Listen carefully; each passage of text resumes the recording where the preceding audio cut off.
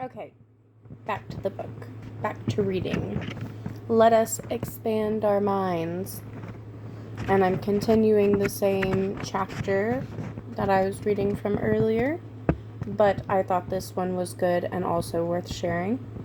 So, here we go. Loving your body, because we all need to learn. It all begins with the physical you. Do you like your body? If you answer no, try breaking it down into its components. Make a list of the items that you find objectionable, starting at the top. Your hair, your forehead, eyes, eyelids, cheeks. Do you like your mouth, nose, teeth, and neck? How about your arms, fingers, breasts, and stomach? Make a long list, including the innards as well. Your kidneys, spleen, arteries, and femurs.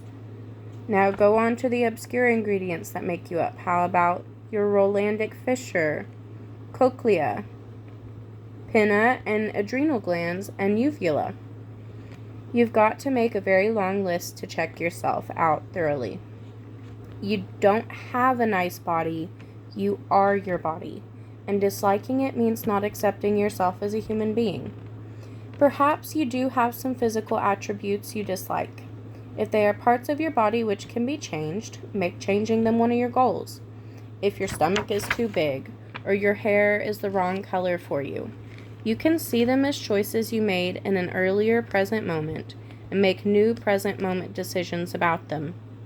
Those parts which you disapprove and which cannot be changed, legs too long, eyes too narrow, breasts too small or big, can be viewed in a new light. Nothing is too anything, and long legs are no better or worse than hair or non-hair. What you have done is bought contemporary society's definition of beauty. Don't let others dictate what will be attractive to you. Decide to like the physical you and declare it as worthy and attractive to you, thereby rejecting the comparisons and opinions of others. You can decide what is pleasing and make non-acceptance of you a thing of the past. You are a human being. Human beings have certain odors, make certain sounds, have certain growths of hair, but society and industry send out certain messages about the human physical condition.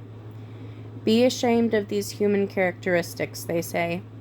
Learn masking behavior, especially if you mask the real you with our product. Don't accept yourself. Hide the real you. You can't get through an hour of television without getting the message. The advertisements that bombard you daily tell you to be contemptuous of the way your mouth, underarms, feet, skin, and even genitals smell.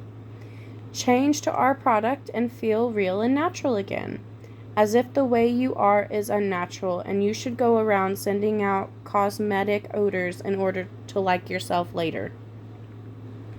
Or better, my bad. So you deodorize each orifice with the right smelling stuff because you don't accept a part of yourself that exists in all human beings. I know of a 32-year-old man, Frank, who has learned to reject all of his bodily functions, labeling them as disgusting and unmentionable. Frank is compulsively clean about his body to the point of being uncomfortable when he sweats, and he expects the same kind of starchy clean behavior from his wife and children. He rushes for the shower to rid himself of any offensive odors after mowing the lawn or playing a set of tennis. Moreover, he cannot have sex unless both he and his wife shower before and after. He cannot tolerate his own normal body odors, nor can he live with anyone who is more accepting of himself. Frank sprays his bathroom, uses a multitude of cosmetic products to keep himself smelling good, and he is concerned about anyone else disliking him when he becomes human and begins to smell like a human. Frank has learned to reject his natural body functions and odors. He has adopted attitudes that reflect personal self-rejection by either being embarrassed or apologetic whenever he allows his body to be natural. But being human means having many natural odors, and the person who is working at self-love and self-acceptance is in no way offended by his natural self. In fact, if Frank were to be totally honest about himself and wiped out the learned messages of self-rejection, he might even be able to admit to enjoying his own body and all of the glorious odors it is capable of producing. While he might not wish to share those odors with others, he would at least be able to accept them in himself, tell himself that he, in fact, likes them, and experience no shame around others.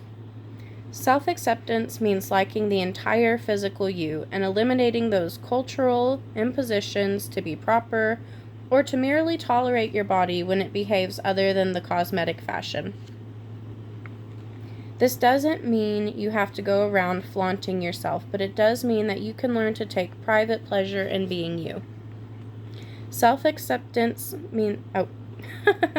I'm trying to read the same paragraph again. Many women have accepted the cultural dispatches and behave in ways that they are supposed to when it comes to their own bodies.